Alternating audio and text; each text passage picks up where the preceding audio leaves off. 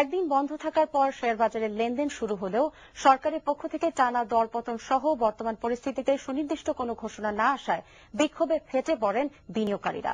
এর আগে সকাল 11টায় নিয়ন্ত্রক সংস্থা এসইসির এক সংবাদ সম্মেলনে জানানো হয়, পুঁজিবাজারের সরকারি কর্মকর্তা কর্মচারীরা বিনিয়োগ করতে পারবেন না এমন কোনো সিদ্ধান্ত মন্ত্রীর সভার বৈঠকে নেওয়া হয়নি। এদিকে আজও দরপতন অব্যাহত রয়েছে, কমেছে বেশিরভাগ শেয়ারের দাম। হাসিব হাসানকে সাথে নিয়ে আশিকুর রহমান চৌধুরীর রিপোর্ট। সরকারি কর্মকর্তা কর্মচারীরা শেয়ার বাজার থেকে বিনিয়োগ তুলে নেবেন কিনা এবং টানা দরপতন এসব ব্যাপারে সরকারের পক্ষ থেকে সুনির্দিষ্ট কোনো ঘোষণা না আসায় সকাল থেকে বিনিয়োগকারীরা এভাবেই বিক্ষোভ দেখাতে থাকেন। কর্তৃপক্ষ লেনদেন 11টার পরিবর্তে 11:30টায় চালু করার ঘোষণা দিলে আরো ক্ষুব্ধ হয়ে ওঠে বিনিয়োগকারীরা। এই সময় বিনিয়োগকারীরা লেনদেন বন্ধ করার জন্য ইন্টারনেটের তার পুড়িয়ে দেয়। এরই মধ্যে নিয়ন্ত্রক সংস্থা এসইসির তরফ থেকে সংবাদ সম্মেলন করে পরিস্থিতি স্বাভাবিক করার চেষ্টা করা হয়। যথাযথ কর্তৃপক্ষের সাথে আলোচনা করে নিশ্চিত হওয়া গেছে যে ক্যাবিনেট সভায় আলোচনার কোন পর্যায়ে সরকারি কর্মকর্তা কর্মচারীরা শেয়ারে বিনিয়োগ করতে পারবেন না এমন কোন সিদ্ধান্ত নেওয়া হয়নি। সঙ্গত কারণে এসইসি মনে করে যে এতে গত দুদিনে পুঁজিবাজারে বিরাজমান সকল গুজব, অস্পষ্টতা ও বিভ্রান্তির অবসান হবে। কিন্তু এসব বক্তব্যের পরেও পরিস্থিতি ছিল উত্তপ্ত।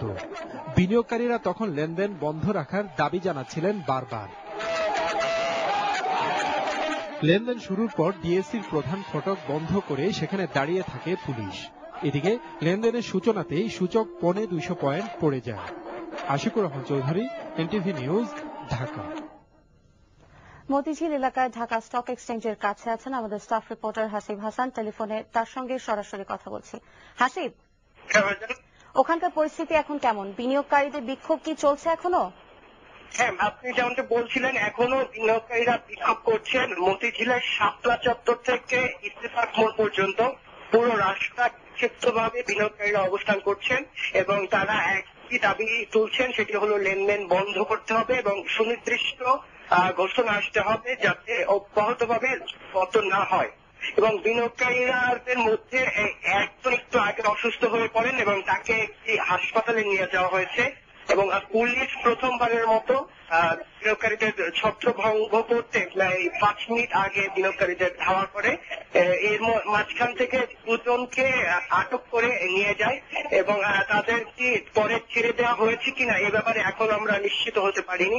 তবে বিনিয়োগকারীরা এখনো বিক্ষোভ করছেন এবং তারা সবাই ডিএসসির আশেপাশে অবস্থান করছেন এবং তারা তাদের দাবিতে অনড় আছেন। আর পুলিশ ব্যাপক মোতায়েন থাকলেও তারা এই মুহূর্তে নিশ্চুপ আছেন। হাসিব, আপনাকে ধন্যবাদ।